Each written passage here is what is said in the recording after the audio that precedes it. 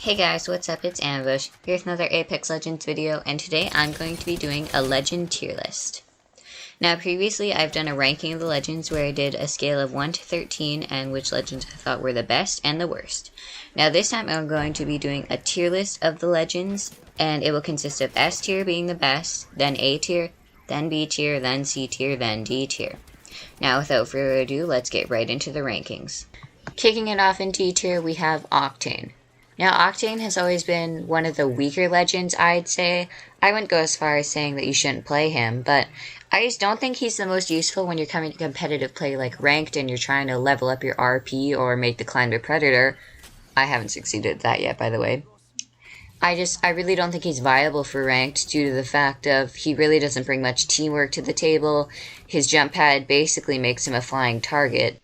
Any Predator or even just decent player would laser you out of the sky, and that's why I don't like using his jump pad to get out of fights, because I think it makes me a bigger target than if I was just using my stim to run away on the ground. So my main reason for placing Octane in D tier is his extreme lack of teamwork. Next and final legend in D tier is Loba. Now, I don't have very much to say about her, except that when you throw your jump drive, you're left too vulnerable and most likely will get killed before you can activate it. And her ultimate is not game-changing. I mean, you can only take 2 weapons, or 2 items, I guess, which I just don't think is enough, personally, for an ultimate. I think it should be maybe 3 or 4, or even if Loba could just take more because she's the actual professional thief. Anyway, I just don't think Loba is the most viable legend out there, but then again, all legends are decent, and, again, they're all pretty close in skill. This is just which ones are the worst, and I have to put somebody at the bottom. Now, moving on to C tier, here we have Bangalore. Bangalore has always been one of the mediocre legends, hasn't ever needed huge buffs or nerfs, but I just don't think she's super strong. I really like her passive. I think it might be one of the best ones in the game, because in combat movement speed I think is very important. I also really enjoy her smoke grenades for throwing it on snipers or, using it to run away. Her ultimate though is basically warning shots. I rarely get kills or even damage with it. So I just think that she could use a buff in that department, maybe make it so that it activates when somebody's near it, or make it so it just sets off faster, and I think she'd be way better off. This next legend in C tier is, that's right, the holographic trickster himself, Mirage. Now, I like Mirage for casual play or trying to bamboozle people, but I just find that nowadays people don't get fooled by his decoys as much, and I think that's the main reason I place him here, because if you do end up getting a bamboozle, it doesn't really give you that much of an advantage. You'll most likely already know where they are if you're sending out a decoy to try and bamboozle them, and it might just waste a shot or 2 of their ammo. That's really it.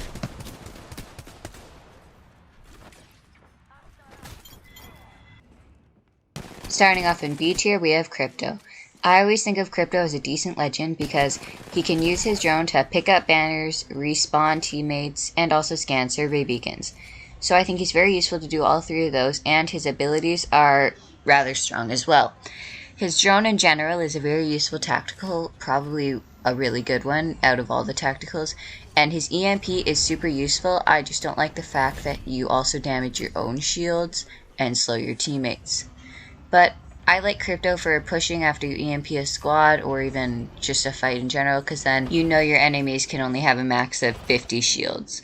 I mean, obviously they can heal it or drop their armor when the EMP hits, but most of them won't be that coordinated, and yeah. Crypto in general just isn't a strong enough legend to be ranked any higher than where I put him, but I do believe him to be viable, and don't underestimate his abilities. Now on to the new legend that everyone's been talking about, Rampart. Now, Rampart has been a personal favorite of mine since she was leaked in the game files. I've been really excited to try out her abilities, and now that I have, I figured out that I really enjoy playing her. Now, her amped cover ability is a great ability, except that you can't use it mid-fight. It takes too long to set up, and while it's being set up, it's too vulnerable and can be shot in 1 hit. It is useful for quickly placing down and blocking a grenade, because even if it's not fully activated, it still takes the 1 hit of the grenade and protects you. Now, I didn't place her any higher up on the scale because her minigun is, you know, kind of useless for flanks. Like, lots of people will see you activate it, then just go around to a side that the minigun can't face. Or even her amped cover. They'll go around behind it or throw grenades behind it. So you have to run into the open or leave the safety of her amped cover. All around, I think of Rampart as a great addition to the game, and I love basing up with her amped cover and putting like 3 Sheilas up and just watching every single direction. And I think she could help win ranked. I've gotten a few wins with her already. Next up in B tier, we have Revenant. Revenant has always been one of the weaker legends since his release in Season 4. I think that he has hence become way more viable than he was before due to the buffs they've given him, such as making no range on his death totem, which I find very useful because you can death totem push, and if you crack any of their shields, you can then push with your half HP and full shields, and you'll most likely end up winning the fight. He pairs well with Crypto because you can EMP them to make sure they have a max of 50 shields, and then you can push in with the death totem, and you're almost guaranteed a victory. Pair that with Wraith to teleport you guys in when you return to the death totem, and you will be very close to unstoppable. Now, last legend in B tier, we have Pathfinder. Now, Pathfinder used to be probably an S tier legend. He used to be very good because of his ability to gain high ground almost anywhere, and, you know, a grapple is just an insane ability, but they have since nerfed him, and now his grapple is way less range and a way longer cooldown time, so he can't grapple as far and as often, which I personally don't think he needed. I think he was perfect as a meta contending S tier legend, but they decided to nerf him, and now I just don't think he's as good as he could be and used to be. Now moving on to A tier, here we have Caustic. Now, Caustic is probably one of the best legends in the game, arguably. I like his defensive and offensive style, how you can throw your ult on enemies and you can lock down buildings with his gas traps.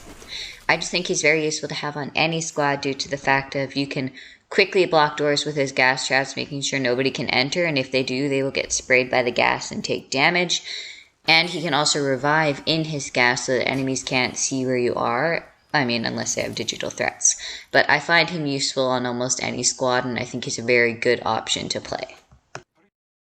Now, the second legend in A tier, we have Lifeline. Now, I've always enjoyed Lifeline because, well, original Lifeline, you could revive faster and put up a shield, but they've buffed her, and now I think she's so much better because you can hands-free revive. Sure, it's not faster than normal, but you still put up the shield and you don't have to be there to revive the person. Now, I think she's a great legend to have on most squads, and if you don't have a Lifeline, I recommend having a Gibraltar because he can throw the dome on your teammates and you can revive them quicker.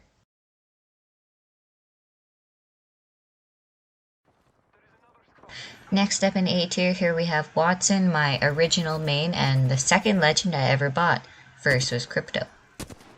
Now, Watson has always been probably the strongest defensive legend in my opinion. Sure, Caustic's really close behind, but I've always just liked her more due to the ability to stop airstrikes and grenades and Caustic ults, so she's kind of a Caustic counter. Well, I guess when you think about it, they're both counters to each other because of Caustic's gas destroying her fences. But moving on, I just really enjoy playing Watson. I think she's a really strong legend and a good legend to play to have on most teams. Now, I think she's really good for ranked because most of ranked won't be pushing fights if you're not 100% sure you're going to win. So that's why I think she's great for that because you can base up and just try and hold off enemy attacks. Now, our very last legend in A tier, here we have Gibraltar. Now, Gibraltar has always been a pretty strong legend in my opinion, and if you didn't notice, which I'm assuming you guys did, he is way bigger than most of the other legends, which is why he does have a perk that reduces incoming damage by 15%, and he has his gun shield when he aims down sights. So, don't worry about his hitbox being bigger, they've evened that out so that it's pretty similar to people like Wraith who have increased 5% damage. But I've always found Gibraltar strong because if he throws his dome, he can revive people faster, and you can heal faster inside of it. Also, I like the dome for, as you saw in that clip earlier, I threw it down on Mizmac and he did a finisher. and so I think it's very useful for giving you makeshift cover when you need it. Also, if the enemies get the jump on you and you don't expect them to come, just throw your airstrike on yourself and then dome at the last second. You'll be safe inside the dome, whereas the enemies will have to clear out of the area to not get damaged by the airstrike. Now S tier. Here in S tier, our first legend is Bloodhound. Now Bloodhound I've always loved for pushing a fight and doing a scan to see how many enemies are there and, you know, where they are. I also really enjoy his passive. Say you're in ranked and you're looking for some kills, and somebody gets away from you. You want that RP, so you just follow the footsteps you see on the ground, and eventually you'll catch up to them. And it wouldn't hurt to put on his ultimate, because that'll make him go a lot faster and enhance most of his senses. Sorry, all of his senses. And yeah, it's just really useful because you can do your scans faster in your ult, and you get them like every 6 seconds. Which I think is pretty OP, which is why I decided to put him in S tier.